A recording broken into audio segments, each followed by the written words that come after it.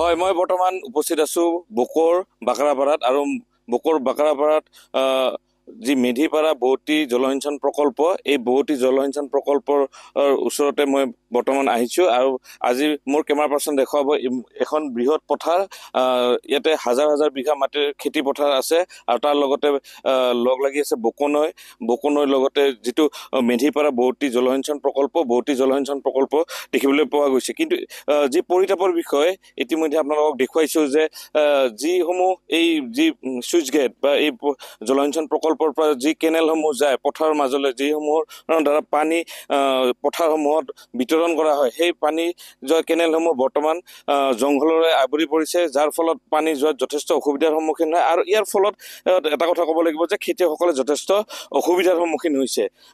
যে মোৰ লগত এগৰাকী অঞ্চলৰ এগৰাকী খেতিয়ক আছে, তেওঁৰ পৰা জানিব বিচাৰিম যে কেনেকুৱা ধৰণৰ কি হৈছে আচলতে। হয়, এইখিনি চুইচ গেটটো যেতিয়াৰ পৰা বনাইছে এইখিনি সিহঁতৰ মেৰামতিৰ নামত মানে একো নাই। এতিয়া মেৰামতি এইখিনি কৰিব লাগিছিল, আপোনালোকে দেখিছে এইবিলাক মেৰামতিবিলাক তাৰমানে কৰিব লাগে কৰিছে কিন্তু কামত অহা নাই। তাৰপিছত ইফালে যিবিলাক কেনেল গৈছে কেনেলবিলাকো দেখিছে একদম চাফা নকৰে সিহঁতে। আৰু এই চুইচ গেটটো যেতিয়া অলপ বাঢ়নি পানী আহিলে বন্ধ হৈ যায়, বন্ধ হোৱাৰ ফলত আগৰ ফালে পানী ফিন খাই ৰাস্তা ঘাট সম্পূৰ্ণ ব্লক হৈ যায়। যিটো আমাৰ ৰেলৱেৰ সুৰংগ আছে, সুৰংগটোত পানী আমাৰ এককাল হয়, যিখন এই অঞ্চলৰ মানুহখিনি যাব নোৱাৰে। এইটো আমাৰ অসুবিধা, বহুতেই অসুবিধা, গতিকে সেইখিনি অলপ চকু দিলে ভাল হয়। আৰু খেতি পথাৰত পানী সোমাই নাই, কাৰণ দেখা পোৱা গৈছে যে যথেষ্ট জংঘল, গোটেই কেনেলসমূহ জংঘলে আৱৰি আছে। এই ক্ষেত্ৰত কিবা ব্যৱস্থা লৈছে নে বিভাগটোৱে? ব্যৱস্থা ইয়াত একো লোৱা নাই, জংঘলৰ নামতো চাফা কৰাই নাই। আপুনি দেখিলে এইখিনি গোটেইখিনি ইয়াত যেতিয়া আমাক পানী লাগে সেই সময়ত পানী নাপাওঁ, আৰু যেতিয়া পানী নালাগে তেতিয়া পানী পাওঁ। আপুনি দেখিছে গোটেই হাজাৰ হাজাৰ বিঘা এইখিনি আছে। ইফালে এটা যায় পশ্চিম চাইডে, যিটো যে আমাৰ গপ্তা পাথাৰ বুলি কয়, এইটো চাইডে ভেঙুৱা চাইডে যায়। সেইটো পানী এতিয়া সুবিধা মতে ইফালে ৰাইজে খেতি কৰিব নোৱাৰে, বড়ো খেতি। তাৰপিছত ইটো ইফালে যিখিনি যায় ওচৰৰখিনি পাৰে কৰিব, কিন্তু আগত যিখিনি বড়ো খেতি কৰিব লাগে ইফালে একেবাৰে পৰেঙা চাইডৰ হৈ পানীখিনি ওলাই যায়, কিন্তু সেই পানীখিনি যাব নোৱাৰে সময়ত। বড়ো খেতি সিফালে মানুহখিনি খেতি কৰাৰ অলপ অসুবিধা হয়। বাছ ইয়াতে এই অঞ্চলটো হাজাৰ হাজাৰ খেতি পথাৰ আছে। কি খেতি পথাৰ আছে, নামবিলাক কেনেকুৱা? কি ইয়াতে আমাৰ এইখিনি এনে স্থানীয় ভাষাত কয়, এইখিনি শোষণহুলীয়া বুলি কয়, যি কয় আখৰ এখন শোষণ আছে সেইকাৰণে শোষণহুলীয়া কয়। তাৰ আগত সিফালে গ'লে বৰাহুলি পথাৰ, সিফালে মানে এনে স্থানীয় ভাষাত পিছলাবাৰী কি বুলি কয়, ইফালে পদলগাঁও পথাৰ, এনেকে বহু আগলৈকে যায়। ইফালে গপ্তা পথাৰ, ইফালে মানে কি বাকাৰাপাৰা, আৰু এই অঞ্চলটোত মানে হাজাৰ হাজাৰ বিঘা মাটি আছে ইয়াত, কিন্তু বড়ো খেতি কৰাত ৰাইজৰ বহুত অসুবিধা হয়।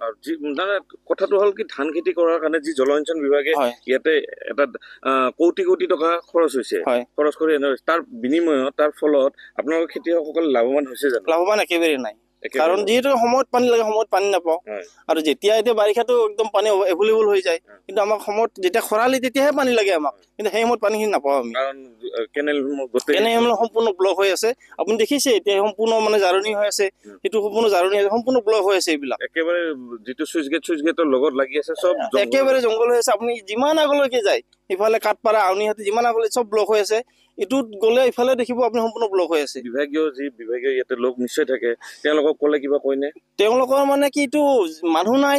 এটা সিদিনাখন কথা পাতিছিলো আমি এছৰ লগত, এছে কৈছে কি আমাৰ হাতত মানুহ কম, কেতিয়াবা কৈ চিংৰাৰ পৰা আনিম। এইটো যেতিয়াখন মানে নতুন পানী হ'লে সম্পূৰ্ণ কমচে কম 15 দিন ব্লক হৈ আছিল। এই ব্লক হোৱাৰ চাইডত এইখিনি যিখিনি আমাৰ ৰাস্তাৰ ইটো চাইডৰ মানুহখিনি যাব নোৱাৰে, এককাল পানী, গাড়ী নিয়াটো বহুত দূৰৰ কথা। কিবা কিবি ট্ৰেইন লাইনটো ক্ৰচিং কৰি খোজকাঢ়ি যায়। আৰু ইফালে মানে ব্লক হ'লে সিহঁতৰ মানুহ নাই, কিবা নাই বুলি স্থানীয় লোকেহে এইখিনি মানে চাফা চুফা কৰি কিবা এটা কৰিলে সিহঁতৰ লগত।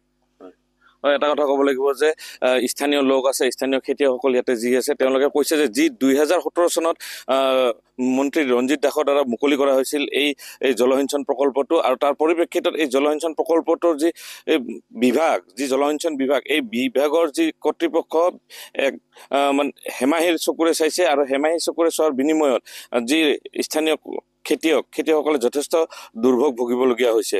বকৰ পৰা কুলেন্দু কলিতা ৰিপৰ্ট, ND24।